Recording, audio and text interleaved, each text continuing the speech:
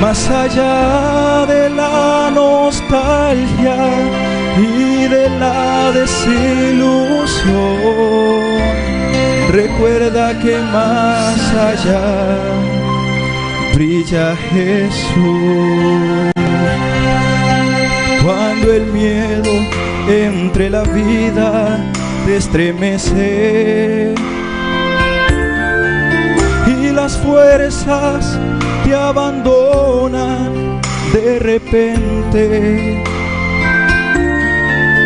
cuando el sol de tu alegría ya no resplandece, recuerda que más allá brilla una luz. Más allá brilla una luz. Oh, más allá brilla Jesús. Más allá de la tristeza, de la desesperación, recuerda que más allá brilla su luz. Más allá de la nostalgia y de la desilusión, recuerda que más allá brilla Jesús. Más allá de una noche oscura, más allá del dolor, recuerda que más allá brilla Jesús.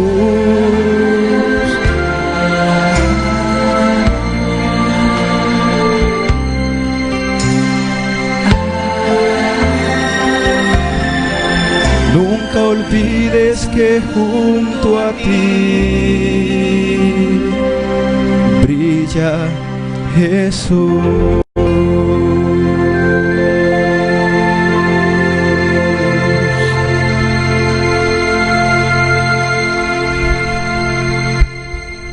Bien, y el otro canto es un canto que hace poco lo escuché y me gustó, sobre todo la letra, por lo tanto me gustaría que se le prestara atención, y se titula Carta para Dios.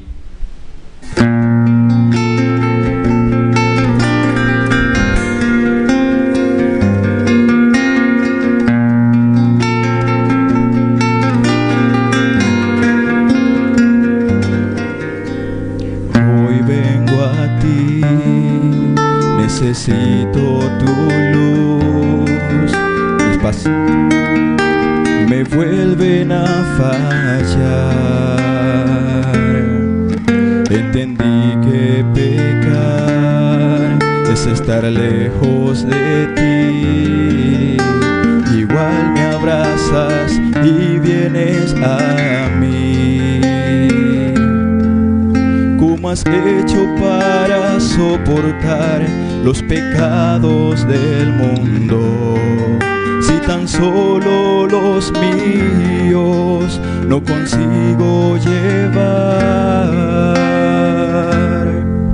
¿Y a dónde iré si no te tengo?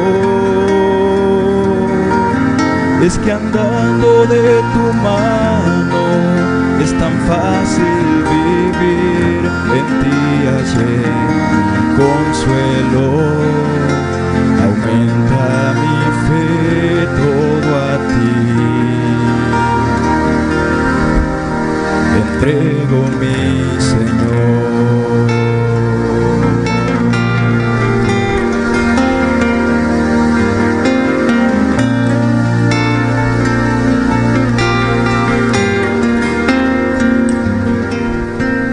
Hoy vengo a ti, necesito más fuerzas. Mi pasado hoy me acusa otra vez, pero sé que en la cruz mi nombre pensabas, sabiendo que este día iba a llegar. palabras encuentro remedio a mi alma. En las llagas de tus manos, perdón a mi corazón.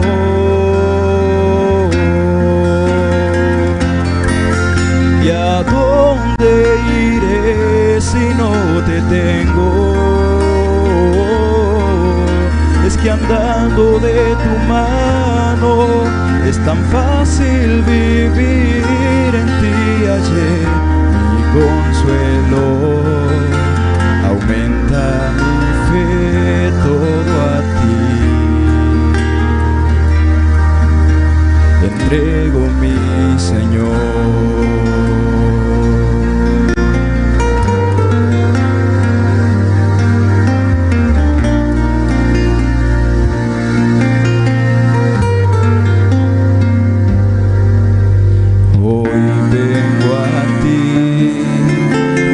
Necesito más de tu luz.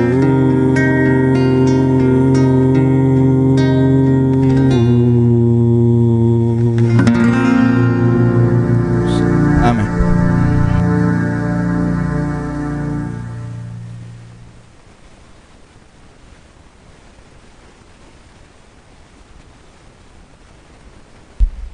¿Cuántos decimos amén por esos hermosos especiales? En este momento es que todos nosotros nos unamos a una misma voz para alabar el nombre de nuestro Dios con nuestro canto tema. Así que les invito a ponerse de pie para entonar el canto Renacer.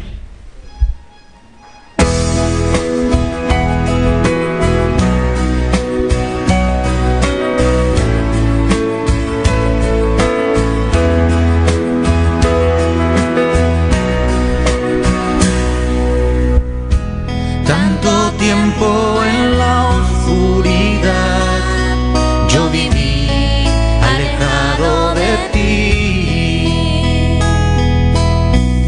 sin ninguna esperanza, sin amor, nada bueno había en mí. El pecado golpeaba mi alma, sin fin, sumergido en las profundas aguas de este mundo infeliz. Mi corazón tembló al escuchar su voz y mi cabeza suavemente levantó. Mi corazón tembló y mi cabeza suavemente levantó. La esperanza hoy renació en mi ser, la vida antigua dejé, el viejo hombre aquel quedó en el ayer. Qué bello es renacer. Si sufriendo estás, clama sin vacilar, Él te responderá.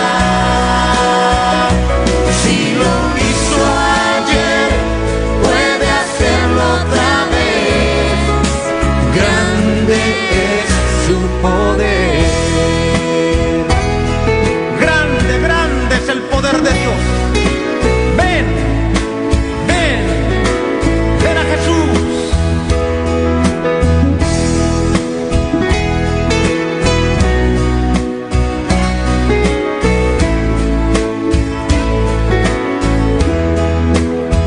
Mi corazón tembló al escuchar su voz y mi cabeza suavemente levantó.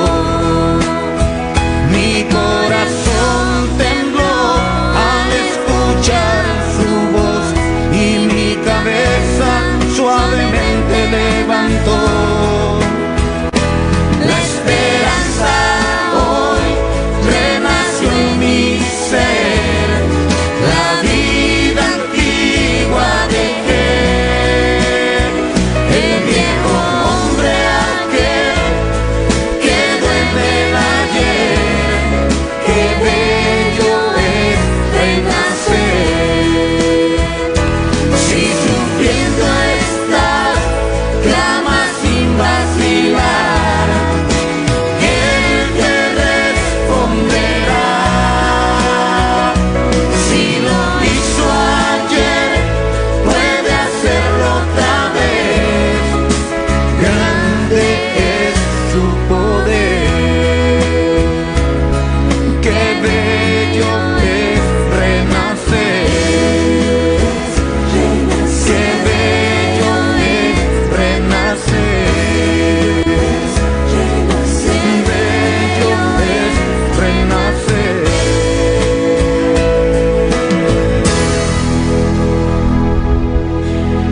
Padre, nuevamente venimos delante de tu presencia para suplicar, oh Señor, el perdón de nuestros pecados, para pedirte también, oh Padre, que esta noche tú puedas hablar a nuestros corazones, que el mensaje, oh Señor, sea un aliciente para nuestras vidas y que también podamos comunicarlo a otras personas. Gracias, oh Señor, porque estamos seguros que tu presencia está en este lugar. En el nombre de Jesús oramos. Amén.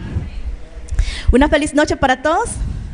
Que el Señor les pueda bendecir. ¿Cuántos están felices? Amén, estamos felices, no hay duda. Hemos llegado al final de una semana más de labores. No sé cómo nos fue durante la semana, espero que bien. Este día, la verdad, fue muy cansado para nosotros. En el colegio, pues, fueron los intramuros, pero damos gloria a Dios porque estamos aquí. Nos ha dado la oportunidad de poder compartir la palabra de Él. Y creo que especialmente para mí ha sido de mucha bendición, de mucho aprendizaje, y espero también que estos mensajes puedan quedar en sus corazones. Y no solo eso, sino que también podamos compartirlo con nuestros amigos, con nuestra familia. Esta noche quiero hablar especialmente de un personaje que admiro muchísimo. No solo lo admiro, que amo muchísimo también, que ha transformado mi vida, que me cambió. Ya se imaginan de quién vamos a hablar. De Jesús, mi personaje favorito por excelencia.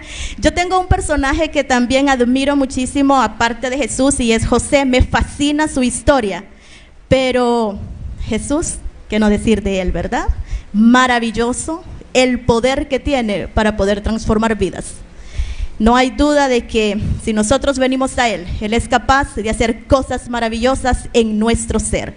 Y vamos a hablar ya esta última noche de campaña, renacidos por el verdadero maestro. Y es que cuando decimos la palabra maestro, es una de las mejores profesiones, no porque yo sea maestra, ¿verdad? Pero la verdad que es una de las profesiones más nobles que existen. Tenemos nosotros la oportunidad también de ir formando esas pequeñas mentecitas, de poder tener una relación.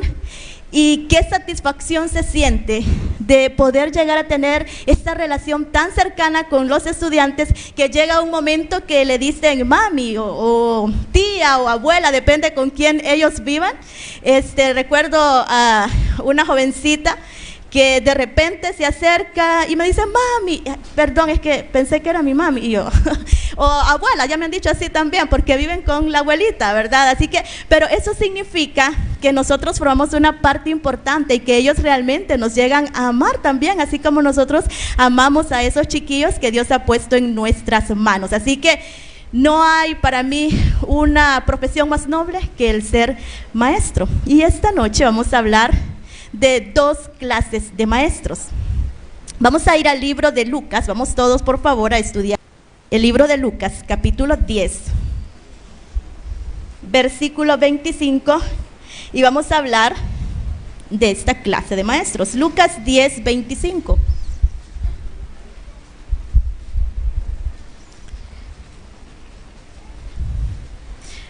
Dice, un intérprete de la ley, o sea, un maestro, se levantó y dijo, Lucas 10, 25, para probarlo, maestro, ¿haciendo qué cosa heredaré eterna? ¿A quién se estaba refiriendo? ¿A quién le estaba haciendo la pregunta? A Jesús. Pero ¿quién le estaba haciendo la pregunta?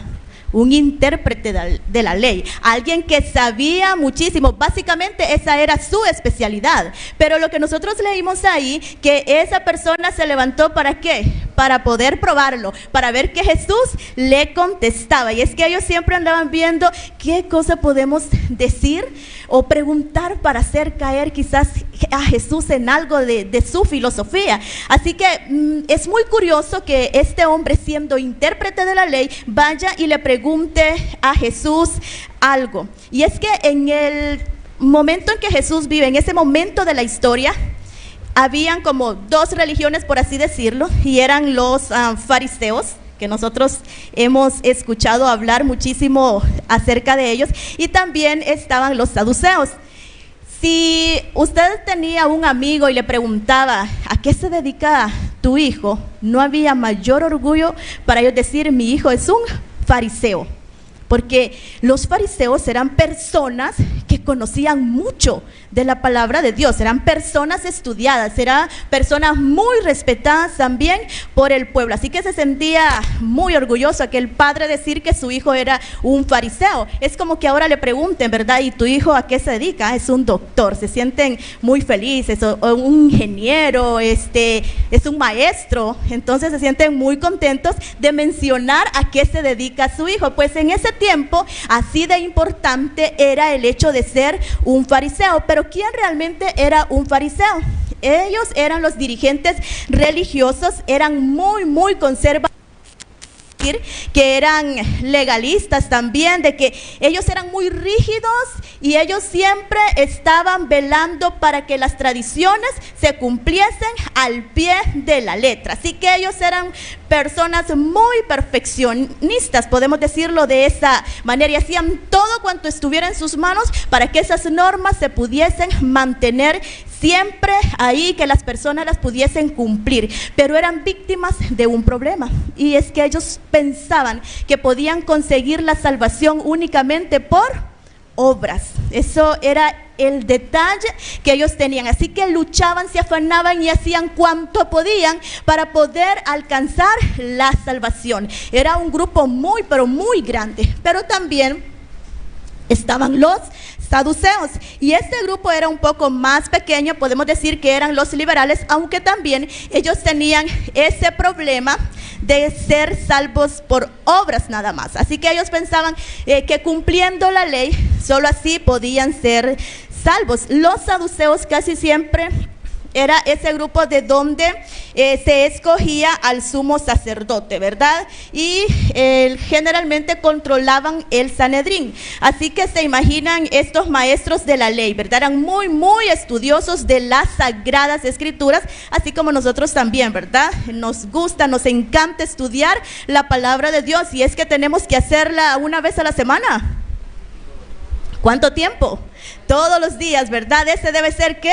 Nuestro primer trabajo, estudiar. Así que podemos rescatar algo importante de la vida de esos maestros, y es que eran muy estudiosos de la palabra de Dios. Pero el hecho de saber la teoría, muchas veces cuando ya era trasladado a la práctica, como que no había mucha congruencia, ¿verdad? Esa era la diferencia. Nosotros en el libro de Marcos encontramos otra característica de este tipo de maestros, y es que eran muy presumidos. Vamos a ver solo un detalle en el libro de Marcos 12.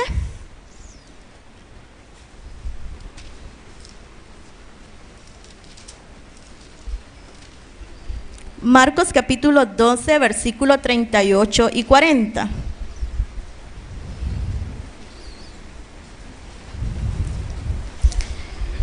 Dice, les decía en su enseñanza, guardaos de los escribas que gustan de andar, ¿cómo dice? Con largas ropas, y aman las salutaciones en las plazas. Les gusta que les saluden ahí donde están.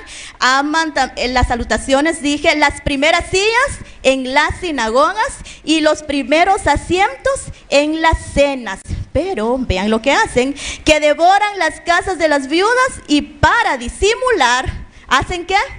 Largas oraciones. Estos recibirán mayor condenación. Vean ustedes, para poder disimular lo que ellos hacían, y les gustaba estar en las plazas. ¿Recuerdan aquel? Creo que lo he mencionado, cuando estaba aquel fariseo en la plaza y estaba y le decía al Señor, te doy gracias porque no soy como los otros hombres, ladrones, injustos. Yo doy el diezmo de todo lo que tengo, ayuno 2 veces por semana. Eso les encantaba a ellos. ¿Qué estaban haciendo ellos? Queriendo conseguir la salvación. ¿Por qué? Por obras, por lo que ellos podían hacer. Diferente al publicano, ¿qué decía él? Sé propicio a mí, pecador. Esa era la oración, esa era la diferencia. Vean estos maestros, estos intérpretes de la ley, escribas y fariseos. Además, se dice otra característica de ellos. Lucas 11:44.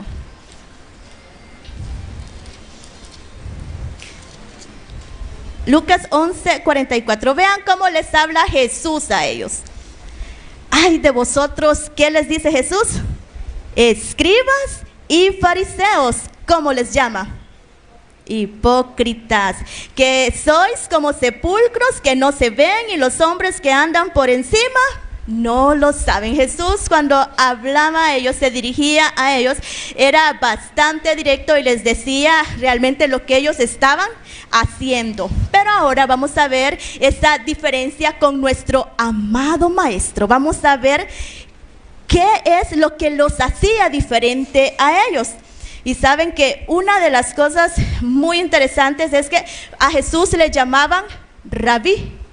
En la Biblia encontramos varias veces, y ese título era un título honorífico que se les daba y no tenían que tener como una instrucción formal por un determinado tiempo. Así que los sacerdotes, los escribas, los fariseos estaban como bastante molestos que por qué a él le llamaban Rabí. Y no solo eso, ¿cuántas personas seguían a Jesús? Muchísimas personas. ¿Cómo creen que se sentían ellos? Muy envidiosos, ¿verdad? Porque ¿cómo es posible que a Jesús lo siga tanta gente? Y hay una pregunta que le hacen a Jesús porque podían ver el resultado de las predicaciones de Jesús, podían ver el resultado de ese amor que Jesús tenía por las personas. Así que vamos a Mateo 21 y vamos a ver una pregunta muy peculiar que le hacen a Jesús. Mateo 21:23.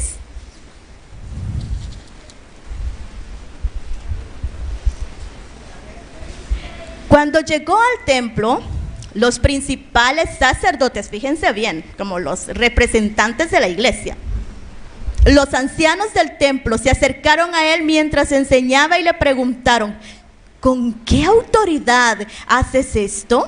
¿Haces estas cosas? ¿Quién te dio esa autoridad? ¿Y saben por qué Jesús podía hablar con tanta autoridad? Porque él hablaba con el ejemplo. Y cuando uno habla con el ejemplo, entonces sí puede hablar con autoridad. Porque yo no le puedo decir a mi hijo: pórtate bien, no mintas, cuando yo miento. Yo no le puedo decir a alguien: no fumes, cuando yo fumo. Entonces Jesús tenía mucha autoridad o mucha solvencia para poder decirle al pueblo: no hagan esto, o ámense, porque Jesús amaba a todos, ¿verdad? Entonces él con mucha autoridad podía hablar al pueblo, cosa que no podían hacer los otros maestros. Así que esa era una de las diferencias que existía. Y los maestros estaban bastante molestos en cuanto a esto, cómo era posible. Pero ¿saben qué? Hay otra característica muy importante que ellos no tenían para nada. Y es que Jesús vino a esta tierra a servir. Él así lo dijo, ¿verdad? Yo no he venido para ser servido, sino para servir. Y ya leímos que los otros maestros, ¿qué les gustaba? Ser los primeros, ¿verdad? Cuando iban a la cena, primero yo, me atienden a mí primero, por favor. Y Jesús no, todo lo contrario. Él iba siempre con ese ánimo de poder servir. Lo mismo que nosotros hacemos como hijos de Dios. Cuando vemos a una persona en necesidad, hacemos todo lo que esté a nuestro alcance para poder suplir aquella necesidad que tienen las personas. Mi amigo, mi vecino, mi hijo, quizás mi pariente que está muy enfermo. ¿Por qué? Porque tenemos ese amor, tenemos también esa misma convicción que tenía Jesús, que Él vino a esta tierra para poder servir, contrario a los maestros que ya estudiamos anteriormente. Así que Él con mucha solvencia podía hablar al pueblo. Lo interesante es poder ver esa diferencia que hay en ellos. Además, Jesús estaba seguro que el ser humano ocupa un lugar muy importante en su corazón. Y él tomaba las lecciones más sencillas para que el pueblo le pudiese entender, contrario a los otros maestros que muchas veces ni ellos quizás lograban entender lo que ellos querían darle a conocer al pueblo. Mientras que Jesús quizás iba caminando allí por el campo y vio a aquel sembrador y comenzó a contarles del sembrador y sembró una lección en el corazón de sus oyentes. Jesús quizás estaba en el mar y comenzó a hablar también de esa creación hermosa que él había hecho. Tomaba aquellas cosas sencillas que estaban a su alrededor para sembrar una enseñanza en el corazón de sus oyentes. Aún yo les he mencionado que los niños amaban estar cerca de Jesús, porque ellos podían comprender las lecciones que Jesús impartía. Ese momento que recordamos que venían las madres, traían a sus niños, entonces aún los discípulos, no se acerquen al maestro, él está muy ocupado. Pero Jesús tomó tiempo para poder dedicarle a aquellos pequeños. Así es Jesús, y eso es que le hace ser un maestro diferente. Su aula quizás no fue la sinagoga. ¿Cuál era su aula? La naturaleza. ¿No creen que eso es emocionante? Cómo Dios utilizaba cada aspecto de la creación, algo que Él mismo había hecho. Algo más que hacía la diferencia en la vida de nuestro maestro, y es que Él se tomaba el tiempo de orar por sus discípulos. Él tomó horas, una noche, en la mañana lo encontramos orando por sus discípulos, por sus hijos. Vean lo que dice Lucas 6, 12, 13.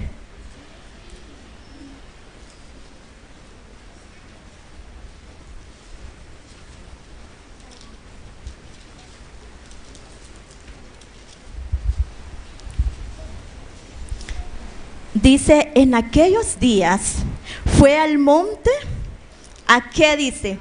A orar. ¿Y pasó cuánto tiempo? ¿10 minutos? ¿5 minutos? ¿Cuánto tiempo dice? Pasó la noche orando a Dios. ¿Y saben por qué Jesús pasó esa noche orando a Dios? Porque el siguiente día Él iba a tomar una decisión muy importante, y esa decisión era escoger a sus discípulos. Así que Él pasó la noche orando por aquellos que iban a ser sus seguidores. Vean qué maestro, qué lección para nosotros también. Cuando vamos a tomar una decisión importante, trascendente en nuestra vida, ¿qué es lo que tenemos que hacer? Orar. Ese es el ejemplo que nos dejó nuestro maestro. Él pasó toda la noche orando porque sabía que al siguiente día Él tenía que tomar esa decisión que iba a marcar la vida también de esas personas que iban a estar a su lado. Así que vemos a Jesús preocupado también, orando fervorosamente. Y no solo eso, algo más que hacía Jesús. Él amaba mucho y tenía amigos. Y cuando murió un amigo muy, muy especial, ¿cómo se llamaba ese amigo? Lázaro. ¿Qué hizo Jesús? Pero también dice que Jesús lloró, porque Jesús es un maestro que ama. Un maestro debe de amar a sus discípulos, y Jesús lo demostraba, porque cuando le dijeron de Lázaro, Él fue y estuvo cerca de la tumba. Dice que Él lloró porque amaba a Lázaro. Nosotros también, cuando un miembro de nuestra iglesia sufre, tenemos que sufrir al lado de ese miembro también. Cuando alguien tiene un problema, tiene una dificultad, nosotros también debemos estar ahí para hacer ese soporte de mi hermano que está pasando un momento difícil. Eso es lo que hacía la diferencia en la vida de Jesús. Eso era porque mucha gente, muchas personas anhelaban seguir a su maestro, porque podían encontrar ese consuelo, podían encontrar ese aliciente que sus vidas estaban necesitando. Y es que también Jesús, cuando estamos cerca de Jesús, nuestra vida realmente es transformada, somos diferentes. Solo quiero mencionar el caso de Pedro. ¿Recuerdan ustedes cuando estaba allá que negó a su maestro, la criada le dijo: tú eres uno de los que estaba con Jesús. Sí, por tu forma de hablar. Entonces, cuando nosotros estamos cerca de nuestro maestro, hasta nuestra forma de hablar se parece, ¿verdad? Significa que si ese buen maestro es mi maestro, entonces mi forma de hablar, ¿cómo va a ser? Diferente. Mis pensamientos van a ser diferentes, porque yo estoy viendo a mi maestro. Qué gran responsabilidad. Los padres son los primeros maestros de sus hijos. Ustedes tienen una gran responsabilidad con sus hijos también, porque ellos observan lo que ustedes hacen, no lo que ustedes dicen. Ellos están observando cada cosa que ustedes están haciendo y también la imitan. Y qué lindo es ver a Jesús. Cuántos buenos ejemplos nos dio, y eso hizo la diferencia en la vida de las personas que estaban a su alrededor y hacía que ellos quisieran seguirle. Pero como les mencioné, aquellos maestros, como vieron la gran popularidad que Jesús tenía, y ellos tuvieron miedo de que ya nadie le siguiera a ellos, de que quizás ya ni quisieran estar en las sinagogas. Ellos, miren cuánta gente está siguiendo ya a Jesús, tenemos que hacer algo para entramparlo, tenemos que hacer algo para que ya las personas no le sigan, y le hacían preguntas y trataban de hacerlo caer en cualquier situación. Pero Jesús siempre salía de una manera magistral de todas las trampas que ellos pudieran ponerle. Y vean su preocupación en Juan 12:19. El libro de Juan, capítulo 12, versículo 19. Vean lo que se decían los fariseos entre sí. Pero los fariseos dijeron entre sí: ya veis que no conseguís nada. Mirad, el mundo. ¿Qué significa el mundo? Básicamente, todos se van detrás de ¿quién? Se van detrás de él. Y comenzó la envidia, y comenzó la ira, y comenzó el rencor, comenzó el enojo hacia Jesús. ¿Cómo es posible que toda esta gente se va tras él? Va a llegar un momento que ya no vamos a tener a nadie, nadie nos va a seguir a nosotros. Así que ahí estaban ellos, disgustados por el trabajo que Jesús estaba haciendo. Ellos podían ver cómo Jesús se acercaba a los pecadores, algo que ellos no podían hacer, y por eso la gente común quería estar cerca de Jesús, porque Él los aceptaba tal cual ellos eran. Las personas quizás que tenían una discapacidad podían acercarse, y Jesús estaba listo ahí para ayudarles, para poder hacer el milagro en sus vidas, porque Jesús es un amante, maestro, amigo para nosotros. Y recuerdo el caso de aquella viuda que iba a enterrar a su hijo. Se encontró con Jesús. Menciona que era una viuda, obviamente no tenía esposo. Me imagino que quizás su hijo era su único apoyo, el único sostén para el futuro, y ahora llevaba a enterrar a su hijo. Y se encuentra con Jesús y la multitud que seguía a Jesús. Y cuando Jesús vio a aquella mujer triste, desconsolada, destrozada por lo que estaba sucediendo, me encanta. Jesús se conmovió también. Jesús sintió tristeza por esa mujer, porque a Él no le encanta ver a las personas que sufran. Él quiere darnos vida, Él quiere que seamos felices, Él quiere que seamos gozosos. Entonces, cuando vio a aquella mujer, yo me imagino a Jesús observándola y viendo quizás sus lágrimas. Y Jesús se conmueve al ver a aquella mujer y le dice algo muy lindo. Vamos a ver en Lucas 17.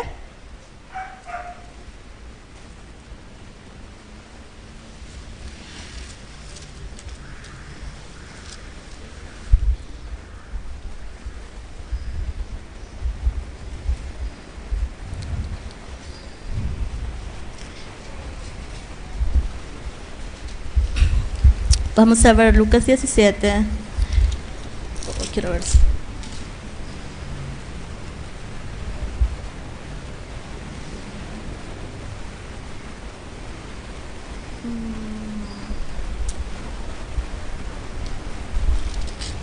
Creo que me confundí de la cita. Si me ayudan ahí, Lucas. En Lucas espero que esté. 17 tenía anotado, pero no lo encuentro.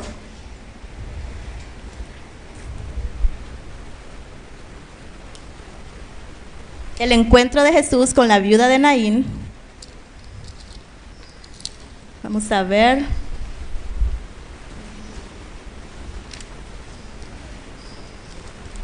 Si me ayudan a buscarlo.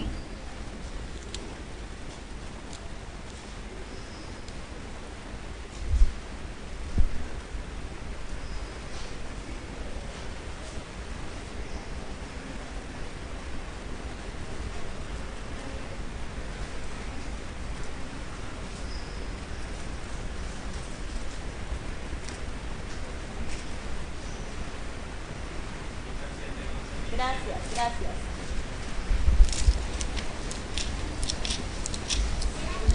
Muy bien, Lucas 7, 11 al 17. Muy bien, pero vamos a ir directamente a la parte, el versículo 13, cuando Jesús le dice, cuando el Señor la vio, ¿qué dice que hizo Jesús? Se compadeció de ella y le dijo, me encanta esa frase, ¿qué le dice? No llores. Y acercándose, ¿qué hizo? Tocó el féretro y los que lo llevaban se detuvieron y dijo, joven, a ti te digo, levántate. ¿Ven cómo es Jesús? Ante el sufrimiento, Jesús está allí para rescatarnos. ¿Se imaginan ustedes ahora el rostro de esa viuda? La felicidad que embargaba hoy su corazón. Eso es lo que a Jesús también lo hacía muy feliz. Saber que había hecho algo en la vida de una persona. Jesús bien pudo haber pasado de largo. Sí, ahí va una viuda. Se le murió su hijo. Y seguir. Pero no, ¿verdad? Jesús se detuvo ante el sufrimiento. Lo mismo sucede con nosotros. Jesús se detiene también cuando nosotros estamos sufriendo, cuando estamos pasando por un momento difícil. Jesús se detiene para poder observarnos y para poder decirnos esas lindas palabras que le dijo a esa mujer, para darnos fortaleza, para darnos confianza. Pero esta noche quiero destacar el caso de una persona en particular.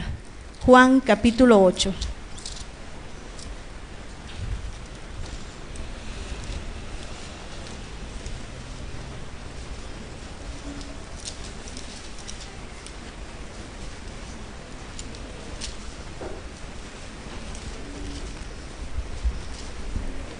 Vean, como les digo, siempre habían personas queriendo hacer quedar mal a Jesús. Y dice el versículo 1, pero Jesús se fue al monte de los olivos. Por la mañana volvió al templo y todo el pueblo, ¿se imaginan ustedes cuánto dice? Todo el pueblo vino a él. Y sentándose, ¿qué hacía Jesús? Les enseñaba, porque él era un maestro, y un maestro enseña, y no solo con palabras, sino también con ejemplo. Y eso es lo que hacía Jesús, eso es lo que hacía nuestro maestro. Pero ahí encontramos nuevamente a los otros maestros. Vean qué cerca le gustaba andar a ellos de Jesús, ¿verdad? Y dice el versículo 3, entonces los escribas y los fariseos le trajeron, ¿a quién dice? A una mujer, sorprendida ¿en qué? En adulterio, y poniéndola en medio. Yo me imagino, digamos que esta es la multitud, y entran los fariseos, los escribas, las personas representantes básicamente de la iglesia, las personas encargadas de poder discernir las escrituras, y trayendo a aquella mujer y la ponen en el centro. Ok, Jesús, aquí te traemos a alguien, vamos a ver qué pasa. Maestro, le dijeron, esta mujer ha sido sorprendida ¿en qué? En el acto mismo del adulterio. Y en la ley, como ellos eran, pero estudiosos de la ley, se la sabían de pe a pa, como decimos nosotros, perfectamente la ley. Entonces, en esa ley le dicen aún, por si se le había olvidado, ¿verdad? Le recuerdan a Jesús y le dice, en esa ley nos mandó Moisés apedrear a tales mujeres. Tú pues, ¿qué dices? Ahora sí, dijeron ellos, ¿verdad? Algo va a decir Jesús y va a ser el tiempo perfecto para nosotros hacerlo quedar mal ante toda la multitud. Recuerden que había, ¿cuántos decía ahí? ¿Cuántos habían venido? Todo el pueblo estaba ahí, así que era un momento espectacular y la pregunta perfecta. Ahora bien, ¿qué vas a hacer, Jesús? Y se quedaron ahí esperando la respuesta de Jesús. Y vean todavía el versículo 10 cómo lo describen.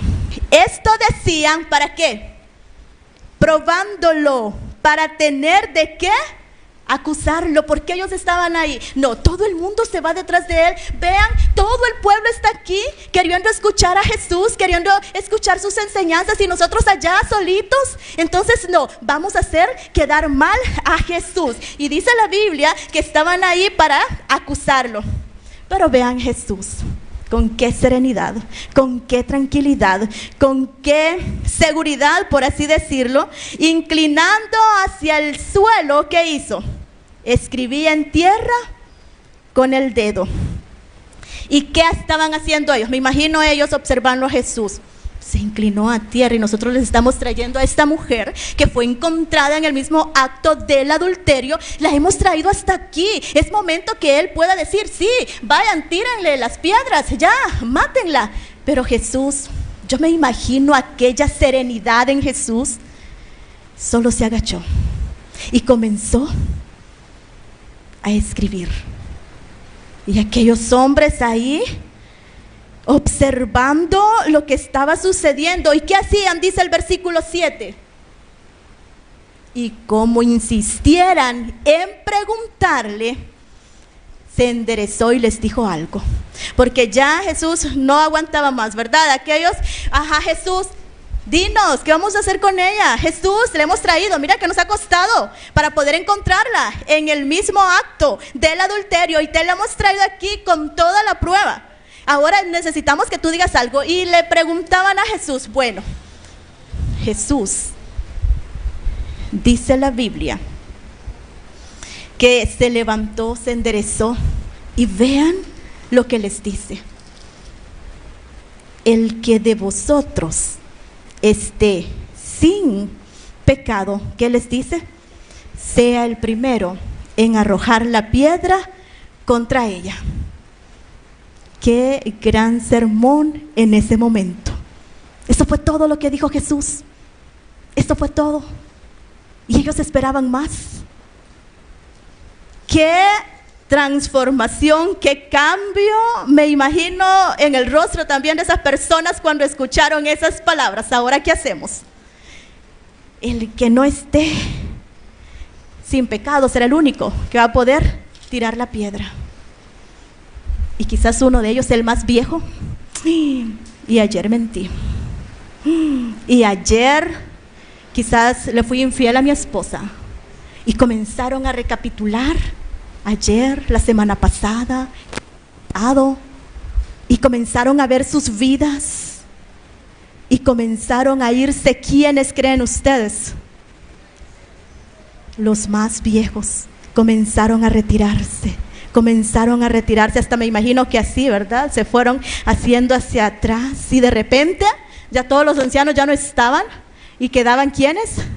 Los jóvenes. Me imagino que aquellos ancianos se recordaban el pecado de 10, 15, 20, no sé cuántos años, tanto tiempo quizás, que habían tenido algo escondido, no sé. Entonces mejor me voy porque qué difícil lo que nos acaba de decir el maestro. Y los jóvenes también comenzaron a escuchar esos. Le grité a mi mamá, le pegué a mi hermano quizá, dije malas palabras, en la escuela mentí, copié en el examen, entonces escuché música que no debía escuchar, fui con amigos a lugares que no debía ir.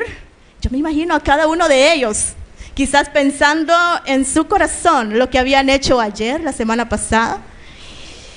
Mejor también nos retiramos, acompañamos a los viejitos que ya se fueron, vamos a ir nosotros también tras ellos. Y pasó el tiempo, pasaron algunos minutos, me imagino yo, hasta que cada uno de ellos había reflexionado en lo que habían hecho. Y llega nuevamente ese momento especial. Jesús también otra vez, ¿verdad?, se endereza. Dice el versículo 10. No viendo a nadie, solo a quién dice, sino a la mujer, le dijo. Me imagino Jesús observando, porque él estaba agachado escribiendo. Entonces comienza a observar, ya no hay nadie. Y entonces le dice a aquella mujer, ¿dónde están los que te acusaban? ¿Ninguno te condenó? ¿No te cayó ninguna piedra? Vamos a ver, ¿estás bien? Me imagino a aquella mujer temblando aún, porque ella sabía que merecía el castigo. Ella sabía que no había hecho bien. Entonces yo me imagino a aquella mujer quizás así, poniendo sus brazos para que no cayeran quizás en su rostro. Y también ella se descubre y comienza a ver a su alrededor y observa que no había nadie ahí, que ya no había nadie para acusarle. ¿Se imaginan la emoción quizás en el corazón de aquella mujer? Que a pesar de lo que ella había hecho, no le habían condenado. Pero me encanta lo que dice. Y ella dijo, ninguno, Señor. Y lo que me gusta es lo que le dice Jesús. Jesús le dijo, ni yo. ¿Qué significa ese ni yo te condeno? Yo, el Hijo de Dios, ni yo que me puedo parar aquí enfrente porque yo soy ¿qué? Sin pecado. Yo bien pude haberte tirado la primera piedra porque yo estoy sin pecado. Pero ve, le dice aquella mujer, yo, ni aún yo te condeno. Pero le da un mensaje también a esa mujer, porque es cierto que Jesús ama al pecador, pero odia el pecado. Entonces le da un mensaje a esa mujer y le dijo, es cierto, yo no te condeno, pero vete. ¿Y qué le dice? Y no peques más. Jesús quería hacer la transformación y logró transformar el corazón de esta mujer. ¿Se imaginan ustedes entonces a esa mujer que estaba a punto de morir, que estaba a punto de ser sacrificada por el pecado que ella había cometido? Pero había alguien ahí que la pudo redimir, y ese alguien también nos redime a nosotros. Ese alguien también nos perdona nuestros pecados. No importa lo que nosotros hayamos hecho, pero Jesús esta noche te dice, hijo, yo te perdono, ni yo te condeno. Vete, pero no peques más. Ese es el llamado que el Señor nos hace esta noche. ¿Ven ustedes qué amoroso es nuestro Señor Jesús? Yo me imagino el rostro de Jesús, esa mirada tierna cuando se dirigió a esa mujer. Y qué transformación. Cuando Jesús murió, ¿quién creen que andaba ahí? Aquella mujer, ¿verdad? Andaba de cerca de Jesús, y todos aquellos que no le tenían fe pudieron ver realmente que Dios obra milagros en la vida de las personas, y esos mismos milagros el Señor también quiere hacer en nuestras vidas. Yo no sé qué cosas hemos hecho en el pasado que quizás nos distancian de nuestro Señor. Yo no sé cuál es el pecado quizás que hace que haya una división con nuestro Padre. Pero esta noche el Señor nos dice a cada uno de nosotros también que ni Él nos condena, pero que tenemos que dejar el pecado. Porque eso fue lo que le dijo a esa mujer. Si antes eras adúltera, si antes hacías esas cosas malas, ahora ya no las vas a hacer. Y así fue. Entonces esa mujer fue una vida transformada por un maestro que hablaba con su ejemplo.